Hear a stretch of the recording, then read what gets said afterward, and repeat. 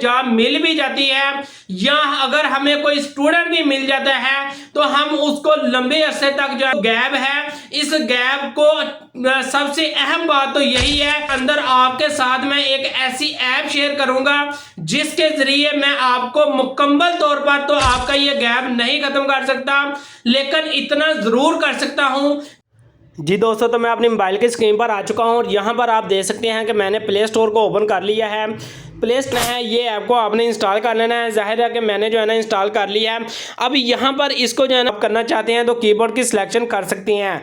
तो यहाँ पर ये देखें कि वो कह रहे हैं कि मैं जो है ना यहाँ पर व्हाट्सएप ही ओपन कर लेता हूँ और यहाँ पर जो है ना मैं कोई भी जो है ना यहाँ पर विंडो को जो है ना यहाँ से ओपन कर लेता हूँ। तो यहाँ पर जैसे ही मैंने इसको ओपन किया तो यहाँ पर आपके सामने ये सर्च बॉक्स आ गया।